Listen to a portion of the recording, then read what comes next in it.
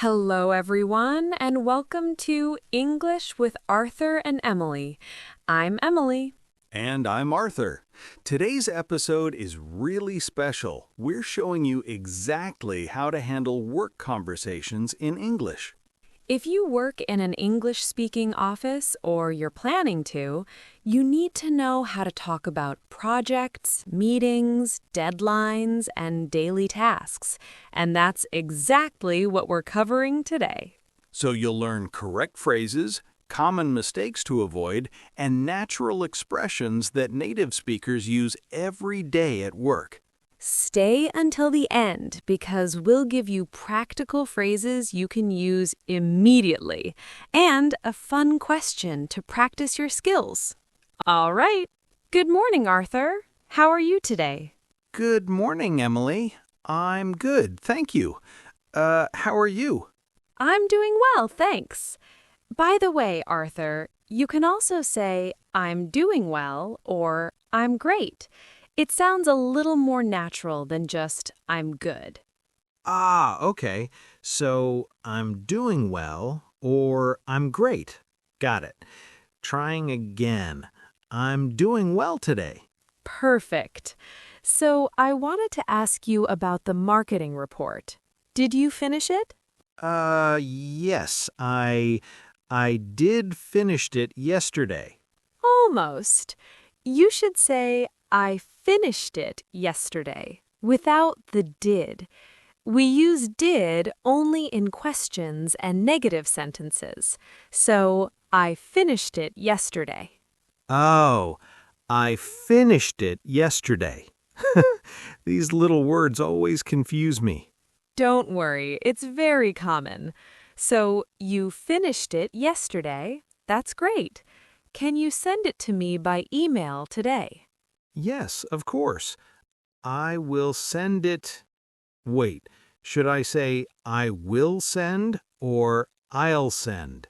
Both are correct. I will send is more formal, and I'll send is more casual and natural in conversation.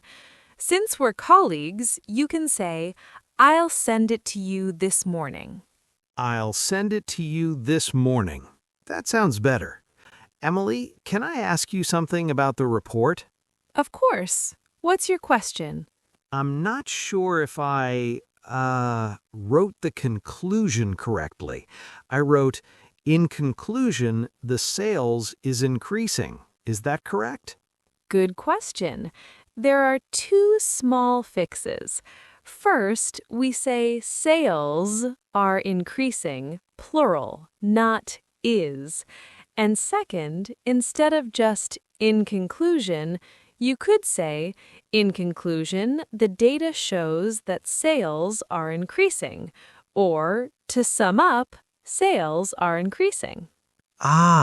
Sales are increasing, plural, and the data shows, or to sum up. These phrases sound more professional. Exactly. You're getting better every day, Arthur. By the way, do you have time to discuss the presentation for Friday's meeting? Yes, about that. I'm worried about the presentation. My English is not perfect for speaking in meetings. I understand how you feel, but we say I'm worried, not I'm worry. Worry is the verb, and worried is the adjective we use with I am. Oh, yes. I'm worried about the presentation. I need to practice this more. You're doing great. And listen, presentations can be stressful for everyone, even native speakers. How about we practice together during lunch break? Really? That would be very helpful. Thank you so much, Emily. No problem at all. That's what colleagues are for. So, what's your presentation about? It's about the new project with the client. I need to explain, how we will make the project. No, wait. You mean how we will execute the project or how we will implement the project? Yes, execute, or implement. Those are the words I was looking for. Like I said, sometimes I know what I want to say, but I can't find the right word. That happens to everyone learning a language. A good tip: keep a small notebook and write down work vocabulary. When you learn a new word like execute or implement, write it down with an example sentence. That's a good idea. I'll start doing that today. Emily, can you help me understand something? Yesterday, in the meeting, the manager said, "Let's touch base next week." What does that mean? Ah, touch base. This is a very common business phrase. It means let's meet, or let's check in with each other, or let's have a quick conversation to update each other. It's informal, but very common in offices. So, touch base means have a meeting or check with someone? Exactly. You could say, let's touch base on Monday about the project, or can we touch base later this week? Can we touch base later this week? I like this phrase. It sounds very professional but friendly. That's exactly right. Oh, speaking of the meeting yesterday, did you understand everything the manager said? Most of it, yes. But there was one thing. He said something about moving forward. I know move and forward, but together, what does it mean in a meeting? Great question. Moving forward is another common business phrase. It means in the future or from now on. For example, moving forward, we'll have team meetings every Monday, means from now on, we'll have team meetings every Monday. Oh, so it's about future plans. Exactly. You can also say going forward. It means the same thing. Moving forward and going forward. English has so many phrases for business. It's different from regular English. You're absolutely right. Business English has a lot of special phrases and expressions. That's why practicing in a real office setting is so valuable. Hey, did you get the email from the HR department about the training session next month? The training session. Yes, I received it, but I didn't reply yet. Should I, what should I write? Good question. When you receive an email about an event or training, you should confirm your attendance. You can write something simple like, "Thank you for the information. I'll attend the training session." Or, "Thanks, I've registered for the training." So I should confirm my attendance. Trying again. I'll attend the training session. Is this formal enough? Yes, that's perfect. You could also say, "I look forward to attending the training session," if you want to sound extra professional. I look forward to attending. We say look forward to, right? Not look forward for. Exactly. Great catch. It's always look forward to with to. This is a very common mistake. After look forward to, we use an ing verb or a noun, like I look forward to meeting you, or I look forward to the meeting. Okay. Look forward to with ing. I need to remember this. I use this phrase a lot in emails. You're doing really well with these corrections, Arthur. Your English is improving so much. Oh, before I forget, did you update the spreadsheet for the budget? The spreadsheet. Yes, I updated it this morning. But Emily, I have a question. When I send the file, should I write, "Please find attached" or "I attached"? Both are correct, but they have different levels of formality. Please find attached is very formal. You'd use it with clients or senior managers.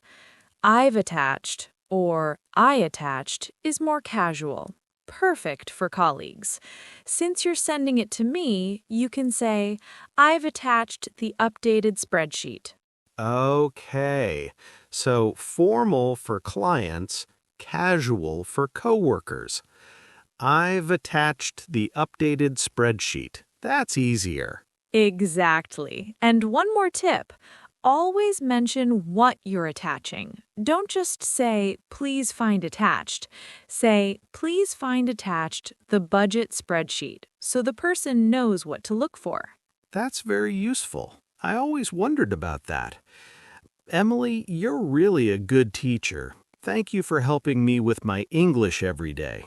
You're very welcome, Arthur. Honestly, you make it easy. You're always asking questions and trying to improve. That's the best way to learn. Plus, you help me too. You're great with those Excel formulas I always struggle with. That's true. Maybe we can make a deal. I help you with Excel, you help me with English. Deal. All right, so back to work stuff. When can we practice your presentation? Are you free at lunch today? Lunch today. Yes, I'm free. Should we meet in the conference room? Perfect. Let's meet at 12:30 in conference room B. Bring your laptop and we'll go through your slides together. Okay, 12:30, conference room B. Should I say, see you at lunch or see you at lunchtime? Both are fine. You can also say, see you at noon, or just see you then, since we already said 12:30. See you then. That's simple and natural. Exactly. Oh, one more thing. After the presentation on Friday, we'll probably have a Q&A session. Do you know what Q&A means? Q&A. Questions and answers? Perfect. Yes. Question and answer session.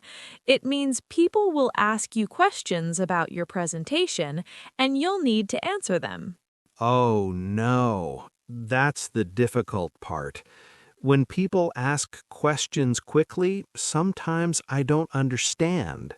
That's okay. If you don't understand a question, you can say, could you please repeat that? Or, I'm not sure I understood your question. Could you rephrase it? These are very professional ways to ask for clarification. Oh, that helps. So I can say, could you please repeat that? I'll write these phrases down. Good idea. And remember, it's completely normal to ask for clarification. Even native speakers do it in meetings.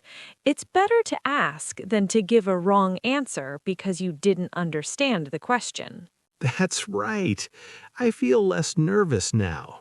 I'll practice my presentation many times before Friday. That's the spirit, and we'll practice together at lunch. You'll do great, Arthur. I believe in you. Thank you, Emily.